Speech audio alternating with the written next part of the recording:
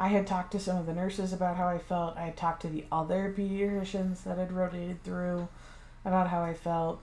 And I had even said something to this pediatrician that, I feel like we need to be doing something different. And she basically, looked at me like, oh, that's nice. You think you know medicine. No, I know my daughter. My intuition is telling me that this is wrong.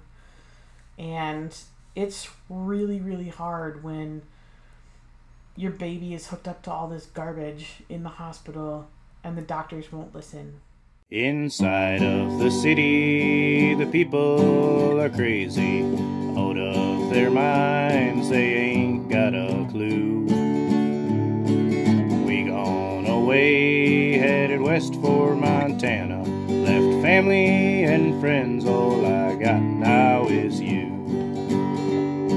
We both got new jobs, a house and a homestead, thinking this was the life, all that there'd be.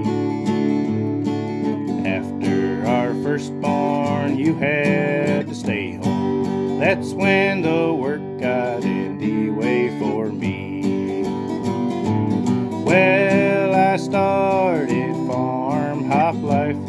We'll come to your farm to help and to wander. Me and the family, a truck and an RV. Send us a message and there will be. This is the FarmHopLife podcast, a traveling homestead family. I'm Matt. I'm Kaitie. This is episode 8. Where's baby? Spoiler alert, the baby is at home sleeping because it's 10 o'clock at night. But if you want to know how we ended up in the NICU for 7 weeks, you should keep listening. I've had this episode written out for the last 2 months, and we're just now getting around to it. So Been a little busy. Been busy. Why don't you start us off? We kind of got to go back a little ways before the birth. We gotta go back a lot of ways before the birth. Oh, if you want to know, so Kaitie has high risk doctors and stuff, and if you want to know more about that, I think it's episode 5, a happy announcement. You should check that out first. But where we talk about all the problems. How we got here. So, like Matt said, I had a couple of doctors. I saw my regular OB and I saw a high risk OB. And then we also saw a pediatric cardiologist for a little while. And that's all in the other episode, so we're going to brush past that. But I think it was probably about 5 or 6 weeks before we were supposed to have the C-section to deliver the baby. My high-risk OB, who I'd been planning on having the delivery with at the hospital with the higher-level NICU, told me that he was going to be in Europe for 3 weeks right when I needed to deliver. Part of the issues that I have to have a C-section between 36 and 37 weeks. I can't risk going into labor at home because we live 45 minutes away from the hospital. And so that came as a bit of a shock that he was going to be gone right when I needed him to be there. And, he seemed like it would be fine, and his partner at his clinic would just do my C-section and it wouldn't be any big deal. Well, I hadn't met said partner yet. And my first interaction with him went horribly, to the point that, I was walking up to the front desk to make my next appointment in tears, and I had my 2-year-old with me, so that was fun. And my doctor happened to be in the clinic working on notes that day, and they came up and got me, brought me back to talk to him, and he kind of understood why I had my apprehensions about this new doctor. And so we had to start figuring out a different plan for where I was going to deliver, because I no longer felt comfortable with this new partner at the high risk office. And no matter what happened, I wasn't going to deliver with him. He was not going to be my surgeon. I didn't want him touching me. I didn't trust him at all. So that's fun.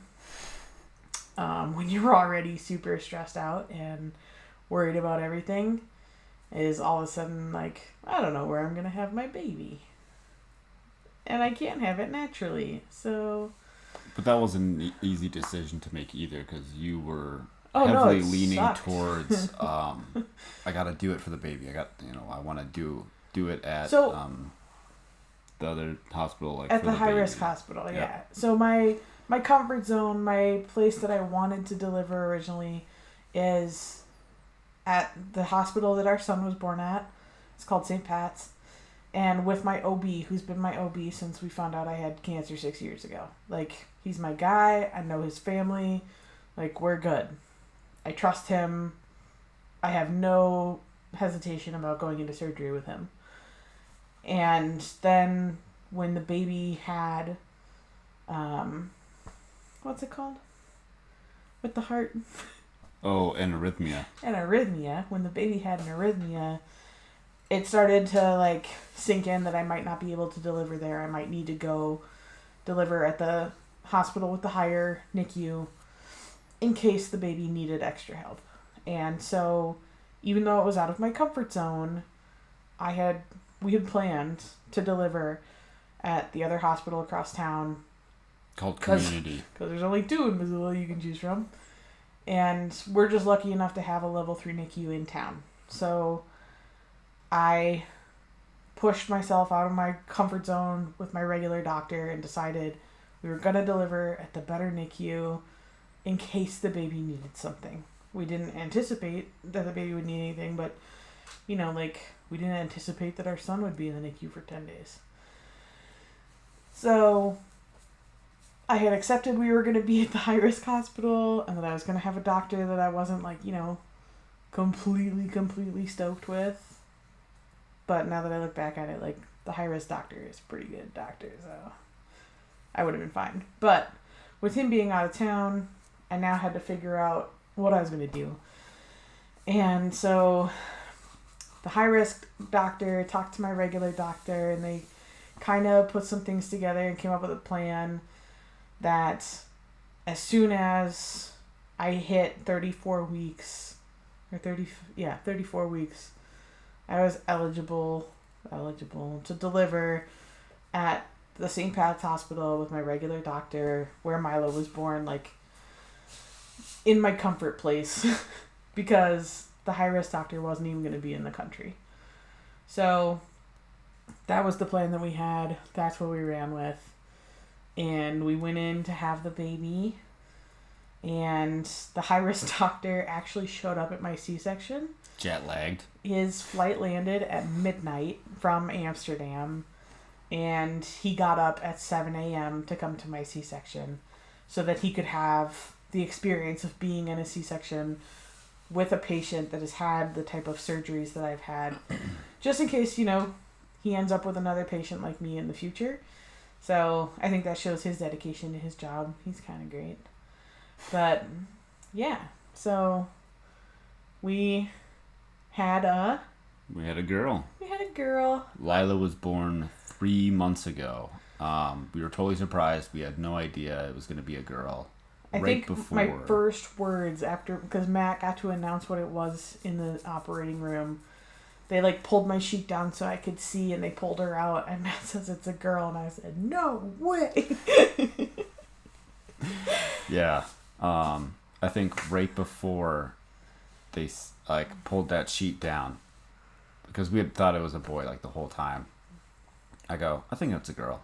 And you're like, no way. It can't be a girl. I was so sure that it wasn't a girl that I bought one girl outfit for a going home outfit just in case, and I put it in the hospital bag with the tag and the receipt because I was going to tell Matt to take it back because I was so sure that we weren't going to need it. And then there was a baby that was the girl. So baby girl. Yep. And right away they whisked her off to the NICU, just like with Milo. Yep. She, I forgot the weight that she weighed in at. She was 7 pounds, 13 ounces. Yep. 19 inches long. She came out with a bruise on her hip that they said it could have happened the umbilical cord could have been pinched there or something. But wrapped also around her leg and her hip joint. And then, like, in the umbilical cord, when I went to go cut it, there was only 2 tubes instead of the 3. Which we knew about. Which we did know about. Yeah. We knew about that from ultrasounds and stuff. And because of that bruising, that's when we decided to give her the vitamin K shot. We weren't going to, Yep.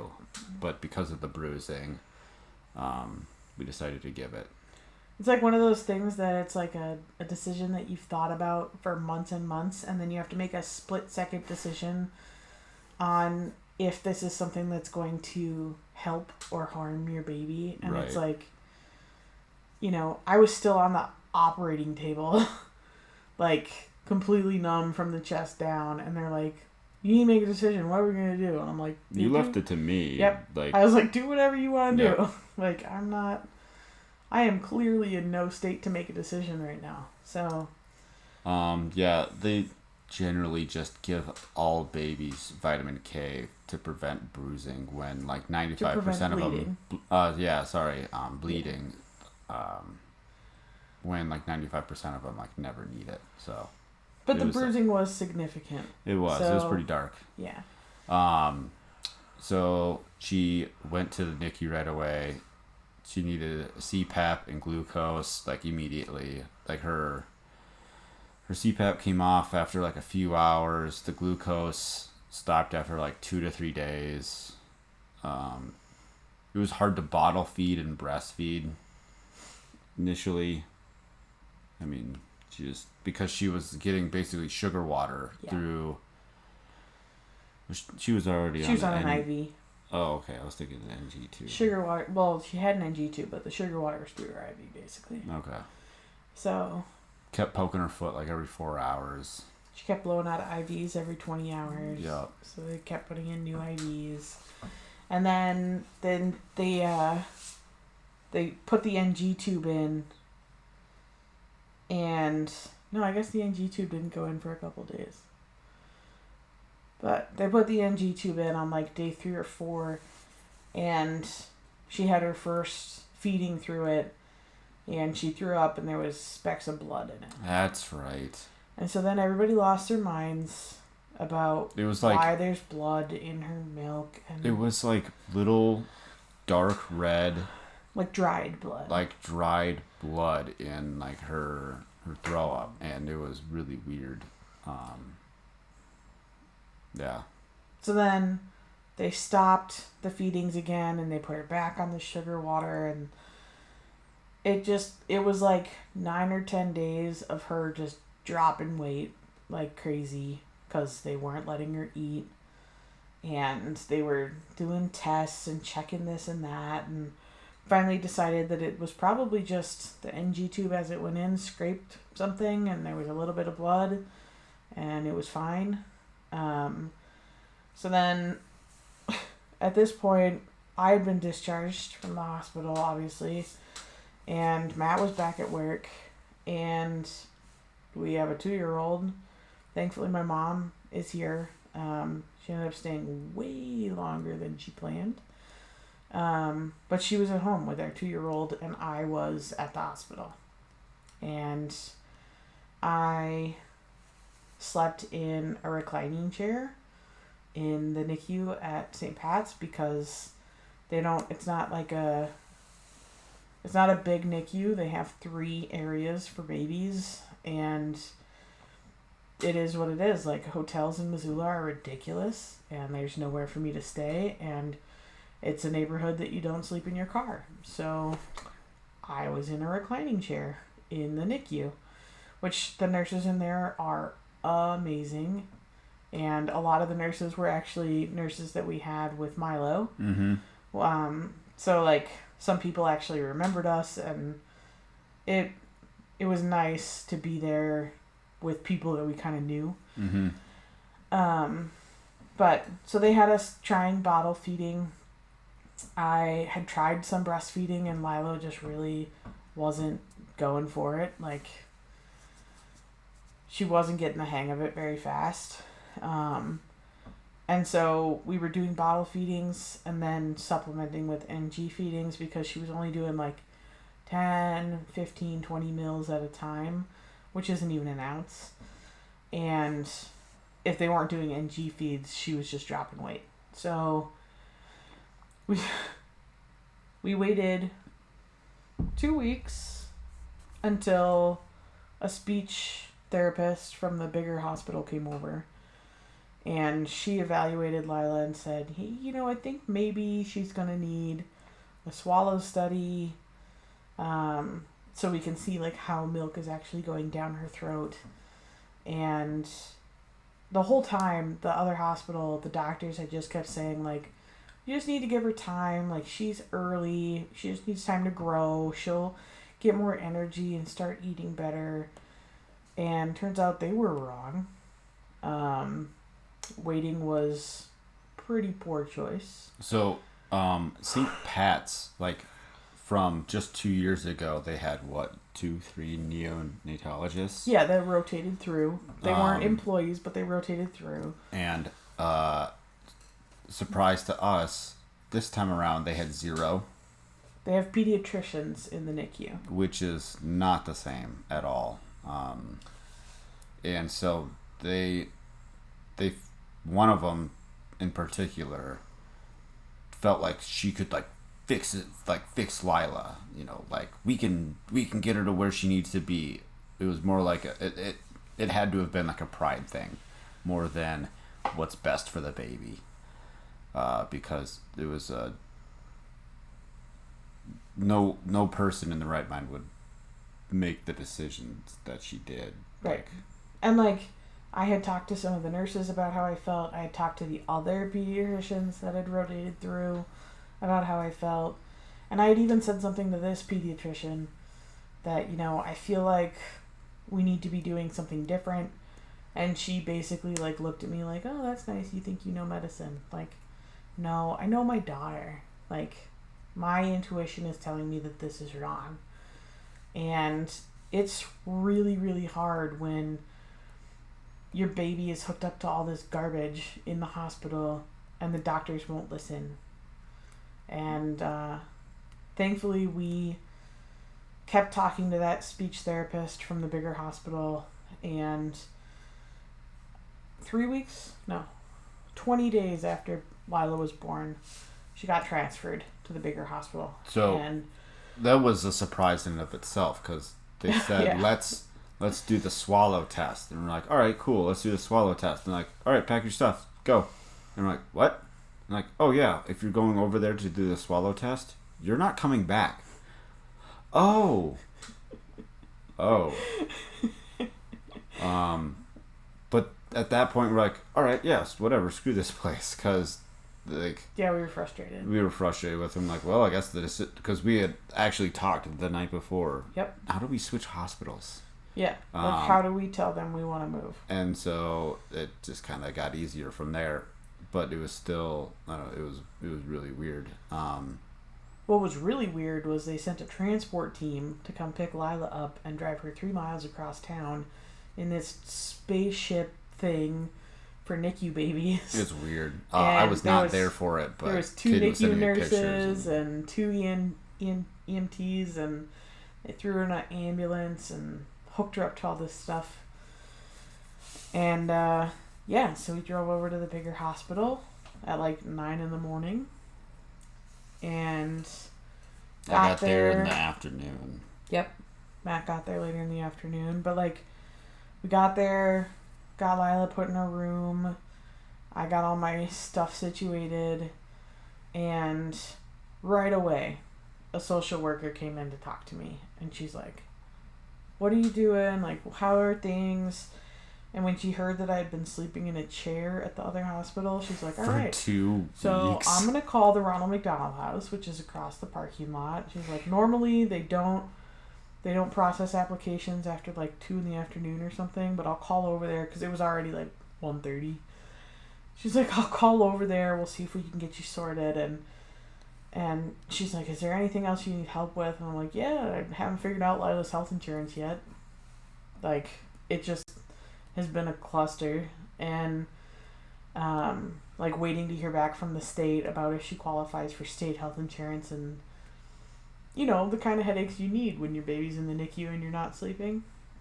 So she sent somebody else in to help me figure out the health insurance. The doctor came in, and right away the doctor was like, we need to do these tests. We need to schedule them for tomorrow. We're going to immediately stop all like oral feedings, just do NG tube feedings, and like whole new game plan within 2 hours of getting there. Well, the tests were a surprise also, because they're like, we can maybe get it in on Thursday. Yeah. It was like a Monday. Yep. That she moved. Yep. And they're like, we're thinking earliest Thursday. I'm like, okay, Thursday. And then I'm at work, and Kaitie calls me at like 8:30 in the morning, something like that. And like, yep. Hey, they're doing all the, like, at least the big one, they're doing the swallow test today. And I go, oh, okay. And so I called my parents, I called my boss, and I gotta go. Yep. So, yeah. So for those of you who don't know what the swallow study is, which I'm assuming is everybody because I didn't know what it was, they have the speech therapist give the baby a bottle while they're laying on an x-ray table. And they have like live video. Barium? Yep. Barium in it, which is like, it shows up. So like you can visually see. It was, I wore like a lead apron and stuff in there. I stood behind the counter because I was cool. pumping. It was really fun. It was blowing my mind. I think we actually have a video of it. Yeah, we do. We should put it up on Instagram. Yeah. I got to watch the whole thing. It was like blowing my mind that they could do this. I was more focused on that than like everything else that was happening, like with my daughter. I guess it was like a good distraction. This is neat. It was neat. You kidding? That's cool tech.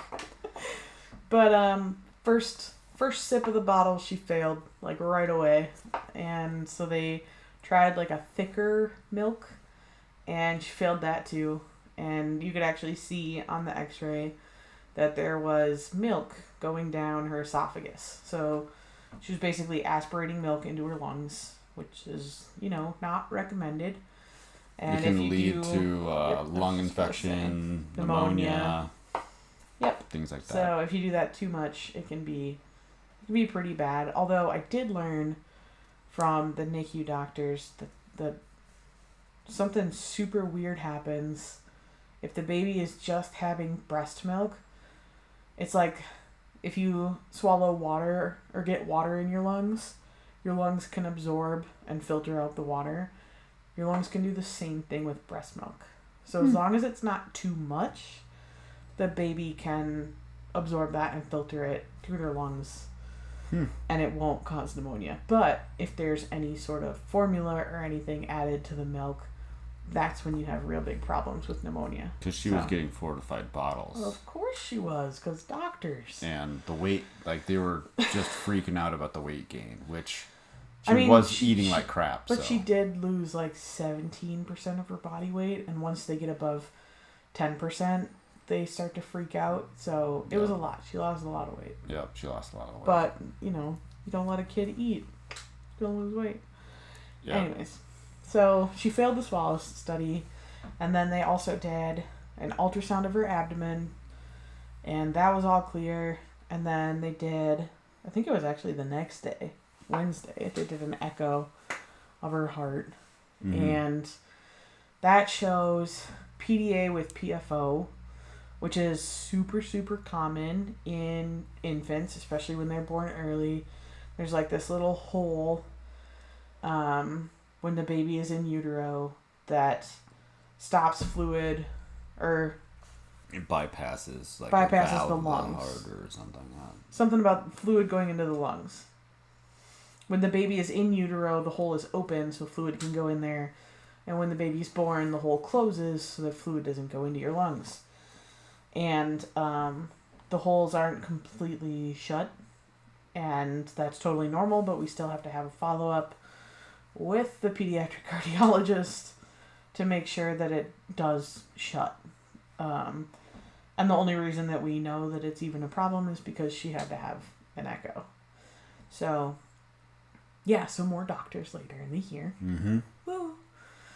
So, and then, what was the last test they did? they did an ENT scope. So they put like a little camera down her throat. They didn't have to intubate her for that. Nope. So they just like you like showed up at like 9. I was gonna say, don't you remember? I wasn't there, but you there. told me about it. You popped in like super late in the evening. I had come home for dinner because we hadn't heard from the ENT's office. Didn't know when he was gonna come by, and so I had come home for dinner because I was trying to come home like every other day for a little while, and then once we moved to the bigger hospital, I was never coming home because I was sleeping at the Ronald McDonald House. Yeah. So I came home for dinner, and I went back to the hospital, and I went to sit with Lila until I, couldn't hold my eyes open anymore. And at like 9 o'clock at night, he just waltzes into the room in his scrubs, like he was there for another surgery or something. And he has his little briefcase with his scope, and he's like, you want to do this now? I'm like, yes, please, let's do this now. And so the nurse came in, and I held Lila, and the nurse held her head to kind of stabilize her, and he did the scope right there, and she You said cried. It was like the width of like a pencil or so? Like it wasn't very big? Yeah. Yep. But, I mean, it was, still uncomfortable. Well, yeah, But she cried for like 30 seconds, and he took the scope out, and she immediately was like, like fell right back asleep. So, didn't bother her too bad. So what he found was a misshapen epiglottis and tracheomalacia. So the misshapen epiglottis, it should be relatively flat. It's the little thing that covers your airway when you eat, so you're not getting fluid or like solids like in your lungs. And so hers is dished, and so it can't close all the way to block your airway.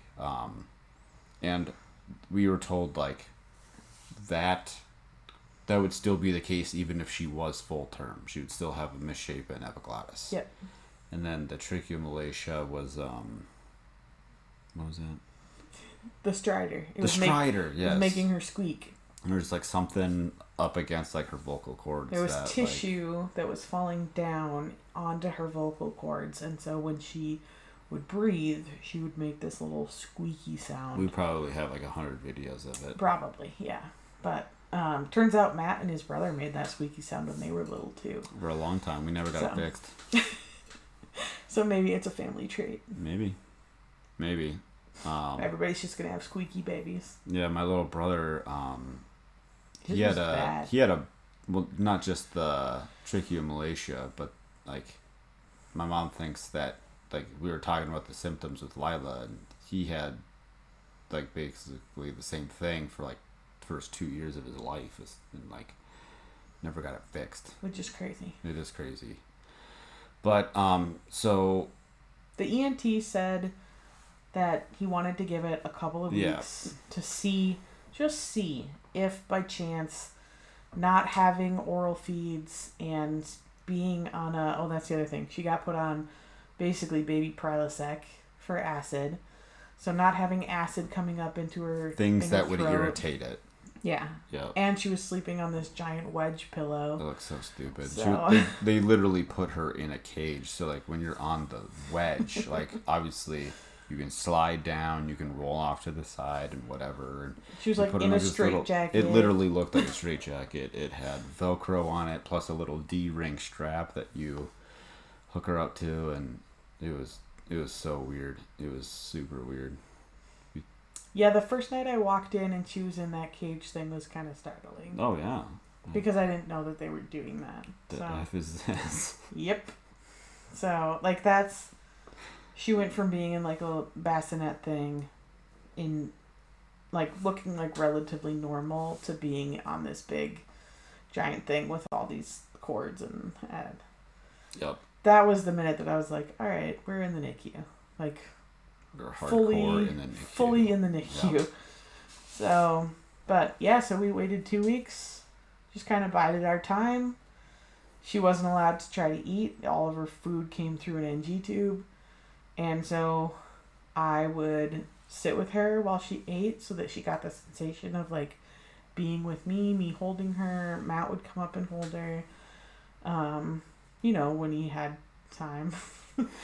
on top of a 2-year-old and a house and a job, and the 45-minute drive each way. Yep. So, but my schedule was, I'd get up at like 6 in the morning. I'd pump and I'd walk over to the hospital and I'd sit there until dinner time. And the Ronald McDonald House provides free dinner, so I'd walk back over there, have some free dinner, and then I'd walk back to the hospital and sit there until I couldn't hold her anymore. Until, my eyes were shutting, because they kind of frown on you sleeping in the NICU while you're holding a baby. So yeah, they don't like I had to put her down. But I was there like 14, 15 hours a day, just hanging out with her, making sure she was okay, and doing all the normal mom things like diapers and baths, and trying to get all of that time with my newborn that I could. And after 2 weeks, they called the ENT. He came back, did another scope. Actually, different doctor came back, but same ENT place. The surgeon who would be doing surgery if she needed surgery was the one who came back to scope her. And he said, yep, nothing's changed. And so we need to do a supraglottoplasty. And I can spell it because I had to say it 8 million times. So the dished epiglottis, he described it like there's like bands. Think of it like a rubber band or multiple rubber bands going across the epiglottis. He'd go in with a laser and basically cut those bands to get it to, like relax, so it opens up and like is flat. And sometimes it works like immediately, and other times it takes 5-6 days for it to like relax. And sometimes it doesn't work at all. That's rare. Yeah, but it's like it got like. But they made sure to tell me 70 to 100% success rate, yes, something like but that. they made sure to tell me sometimes yep. it doesn't and work. It was super fast. It was like a 45-minute surgery. So they went in and they did those bands, and then they also trimmed up some of the tissue that was falling down onto her vocal cords. So when she came out, she didn't have her squeak anymore.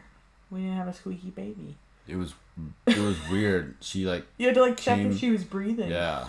Because we had been so used to her squeaking, but now she's not squeaking, and you're like, "Are you okay?" At that point. Yep, she's 5 weeks old. So that was watching her being wheeled out to go to surgery was something else. Your 5-week-old baby. So and like can you tell it wasn't married? wasn't even like major surgery. Like people have, their babies have like open heart surgery. That's what I was just gonna say. Like the 2 same weeks thing. old like, or whatever. So like we'd be like a puddle on the floor if it was more serious. But thankfully it wasn't. Yep. So she came out of surgery. She didn't have a squeak, and that evening they were like, "Go ahead and try and feed her. Like, let's see if she wants to eat." And she still wasn't super interested in it. She was very tired. The next day, you could tell, like, her throat hurt really bad. She was crying a lot. So we had some pain meds on board and just kind of let her rest. Held her a ton. Just didn't put her down. Made sure she was comfortable. And then she slowly started to try to eat a little bit here and there. But the problem, and even the nurses will admit in the NICU, the problem is that they're on a schedule. So the baby's going to eat every 3 hours. And they're going to come in and they're going to do their checks and they're going to do her blood pressure and all this stuff. Well, a baby that's just learning to eat isn't going to eat every 3 hours. They're going to eat as often as they flippin' want to. And so I finally had a nurse who was amazing. She was our nurse for 2 days. And she said, "We're going to go off book. We're going to do whatever Lila wants to do. And you just press that button and tell me if you're going to feed her." And so I got to finally do like the normal thing and follow her cues. And if she woke up early and wanted to eat early, she ate. And if she wanted to sleep 3.5 hours instead of 3 hours, then she slept. And she finally started going a little bit more, and they let us take out the NG tube. And so that was a week after surgery, right? Yep. They let us take out the NG tube, and then it was like okay, now she's having all of her food on her own, either breastfeeding or bottle feeding, and she needs to prove that she can gain weight that way. That was the big hurdle to get over, which is the case with weight. A lot of babies in the NICU. Like, you have to prove that you can gain weight on your own if you go home. They like to see like 20 grams or whatever, because they still measure, like in the NICU, they measure in grams. It's not pounds and ounces. Yep. And they like to see 20. Yep. But we got to the point where the doctors were like, literally anything. Like, if she gains 4, like, I clarified with the doctors, because I was sleeping in the NICU at this point so that I could be breastfeeding her around the clock. And they're like, literally anything. Like, if she gains 4 grams, she can go home the next morning. So I would feed her and feed her and feed her, and the nurse would come in and we'd weigh her at night, and she'd lose weight. And not a ton of weight. Like, a normal scale wouldn't even pick it up. Like 5 or 10 grams. Yep. But she was still technically losing weight, and so we couldn't leave. And I was getting super frustrated. And, like, there was actually also inconsistencies, like, in the weighing. Like, some would do it, like... You know, oh, yeah. Some would do it at, like, 10 o'clock at night, later, and some would do it at 4 in the morning. And yeah, so... But it's like... I don't know. I started to get super frustrated and super upset. And literally our last night in the hospital, they weighed her. The nurse that I had said, she's like, we're going to weigh her before her technically last feed of the night. And if she lost weight, we're not going to count it. And we're going to weigh her at the next one and see if she gained weight from her 24 hours of feeding. And I was like, okay. And so we went and got the scale and put her on the scale, and the scale didn't work. Like, it literally said she weighed 3 grams. Like, okay, go get the other scale. Went and got the other scale, plugged it in, wouldn't work. Just kept saying 0. And so, like, I'm getting mad. And I went and walked down to the bathroom, came back, and they had another scale that didn't plug into the wall. It ran on batteries. It's like their emergency scale or whatever if the power's out.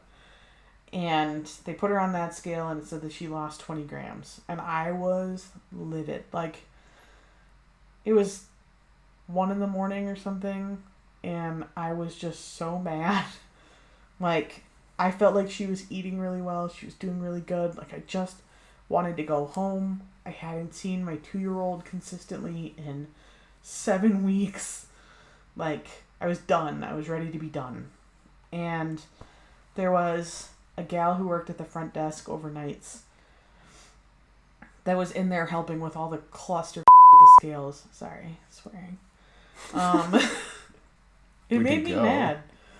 You can beat me. It's fine. Let's try to figure that out. Whatever. Okay. The gal who works at the front desk was helping with all the scales, and after everything was done and we'd gotten Lila back to bed, I was still awake, and she came into the room and was like, hey, I was just checking on you. And she sat in the room and talked to me until like 4 in the morning and really put some things into perspective for me, because she had a daughter in the NICU for 115 days and her daughter never left. And here I was freaking out about losing 20 grams. And she wasn't trying to, like, say, like, you know, your situation is so much better than mine. Like, she had a very good outlook on how everything happened. She felt like they did everything they possibly could for her daughter. And she was just more, like, coming in to connect on, like, how tough the NICU is. And I could not, if I was her, I could not work in that building. I don't know how she does it every day. But, yeah, so we had a really long talk. And I slept for half an hour, and the nurse came in and said, it's time to weigh Lila.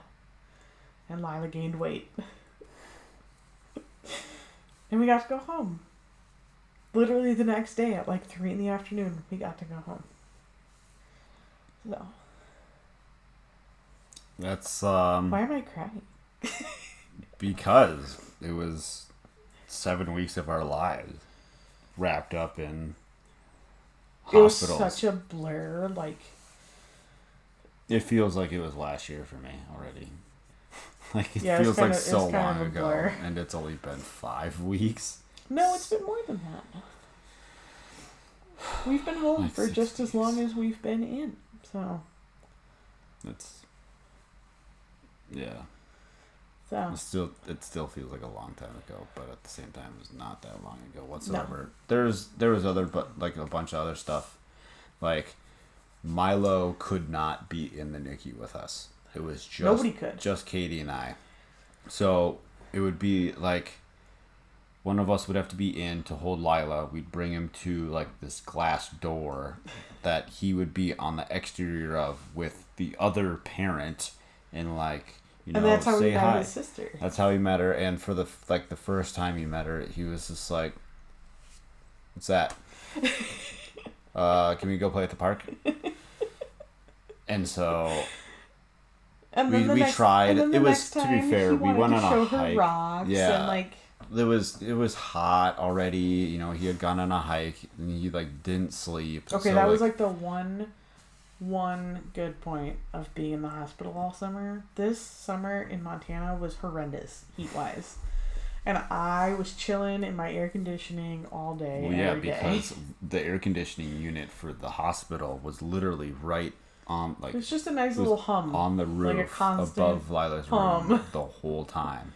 But it was nice. But it was chilly. It was chilly in there. But, so, it got better as we kept introducing like Milo to Lila, like let's go see Lila, and eventually like he wanted to like go do it himself, like let's go see Lila, baby sister. Go see baby sister. So, baby sister. But Matt and Milo would come up and stay with me at the Ronald McDonald House Friday night and Saturday night, and my mom came up with Milo a few times and stayed. So that was really nice to be able to see everybody still and have a little bit of a normal... I don't know. It still wasn't normal. But it was like some semblance of normal after so long in the NICU. But yeah, it was crazy. We bought another like crib for Milo. Oh yeah, to Facebook. Set up in the Ronald McDonald House so he could stay overnight. And we won't have to tear down and re-put back together his bed. You could just like stay overnight. And we called it the hotel. We weren't staying at the Ronald McDonald House. We were staying at a hotel. And this hotel had like a little like playroom, which is cool, and a big kitchen. Yep. And a backyard and a play set, and it was right next door to this huge park, and so. Because it was too hard to explain to him, like, this is a Ronald McDonald House. Like, when he gets older, we'll explain it to him. But, like, he was going to go stay at the hotel with Mom. And that's all he knew. Or, like, I'd load him up in Kaitie's car or whatever vehicle we were using. Like, all right, we're going to go see Mama at the hotel and try to visit baby sister and stuff, so. Yep. So... There was like it was a couple days before we left. I remember I was like holding Lila and sitting on the couch, and like it had been 6.5 weeks probably at that point, and I just like had a moment. I just started crying on the couch. I'm like, the house is not a home without you in it. Like it just feels this like a place where I'm at, and like I just want you home. I want my daughter home. And, like, so when we were leaving, like, I'd been running up and down the hallway, essentially, like, getting all our stuff out of there. And then that last trip, like, you were holding the car seat. So we had Lila in the car seat, and I had, like, just a couple of things in my hands. And, like, all the nurses are like lining the hallway and like clapping. And it's like, oh man, I'm gonna start crying again, like thinking about it, being able to go home. Yep. Like it was just like, it was unreal. I remember specifically saying to one of our favorite nurses at the first hospital, like probably a week or two into this whole thing, I remember saying to her, like, I don't know how parents do this for weeks on end. Like I remember saying, I don't know how parents do this for 6 weeks. And then here we were on our 7th week. Yup. Like, I didn't know how we were going to do it. And, I mean, honestly, if my mom wouldn't have been here, I don't know how we would have done it. It would have been impossible with a 2-year-old. Right. And I don't know how people do that. Like, how do you choose between spending time with your 2-year-old and spending time with your newborn daughter who's in the hospital? Well, that's... Like, it's impossible. So, thankfully, my mom stayed the whole time. There are some babies there that their parents just, like, are only able to visit them on the weekends. Or, like, maybe once a week, once a month. Some of them, like, their parents are several hours away. Yep. But, yeah. And then when we left, we got out of the hospital, we like got through the doors, and so it was like the first time Milo would be able to like see and like touch not be on the other side of glass. So we put the car seat on the ground, and I got my phone out. We put the car seat on the ground, and he like kind of like cautiously goes up to her and looks. And he goes, she needs a nook. And then, like, goes to the diaper bag and... No, he was trying to walk into the hospital. Was he? Yeah. Oh, and I was like, oh, Daddy has a nook for her. I lost it. I was like, it's so sweet. That's so cute. He bent over, gave her a kiss, tried to give her her pacifier. Yeah. And, like, yeah. So, he's been really, really good with her. Way better than I thought it was going to go. Like, he gives her kisses and he checks on her, and... We've had a few incidents of jealousy, but, you know, he's 2. Yep. But for the most part, he's been really, really good with her. So. And she's still gaining weight. She's like 10.5 pounds now or something like that. Slowly. Slowly. She's gaining weight. Yeah, she's tiny. Yep. She's little, but that's fine. She's just starting to like be really like animated with like her hands and her feet. Smiling a lot, laughing like more. Yep. Grabbing things. Grabbing everything. Yep. Takes the glasses off my face. I was just gonna say, snatched your glasses. My beard. Yesterday. Yep. So. But damn, she's cute. Yeah. If anybody ever ends up with a baby in the NICU for a while, we can chat. Right. Sucks, blows, and nobody understands what it's like until they're there. So. There was one of the ladies at the Ronald McDonald House. It was like the last time I was there. Her and her family made grilled cheese. Yeah. For us. Yeah. Well, not just us, but like obviously everyone at the Ronald McDonald House. They had gone to the Ronald McDonald House. They were there for like 6 or 9 months. Like and nine or 10 months in Seattle, so they were like they had done both. They had been in Missoula and then in Seattle and then back to Missoula. Yeah, so. And so it was like she was still like working stuff like through like her system basically, because we talk about what it's like being in the NICU, and she still had a lot to like. Yep, I don't think it's something you ever forget. No.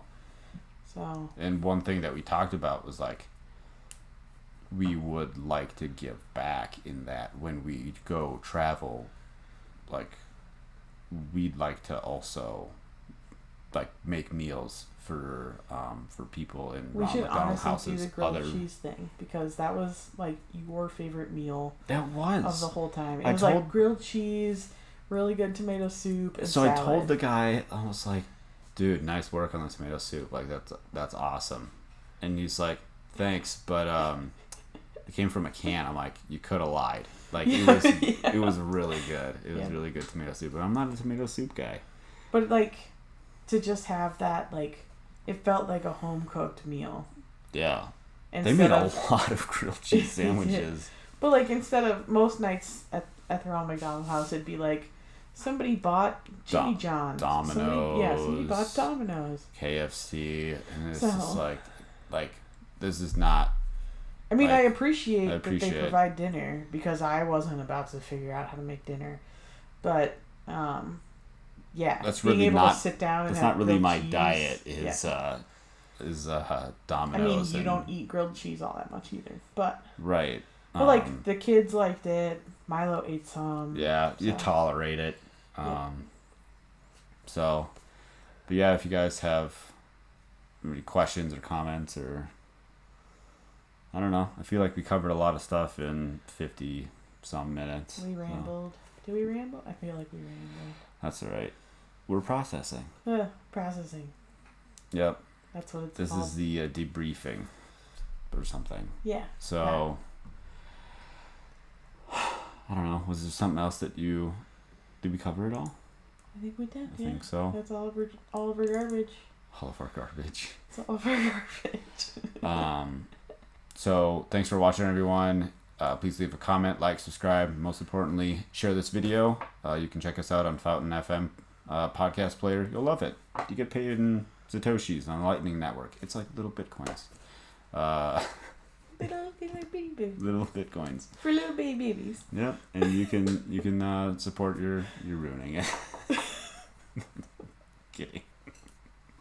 Anyways, thanks for watching. There's so much more. Bye. Read all that. No. We're on YouTube, Twitter, Instagram, TikTok, MeWe, and Float. You can email me anytime, matt@farmhoplife.com. You can check out our 20 by 23 project where we're going to help out 20 homesteads in the year 2023.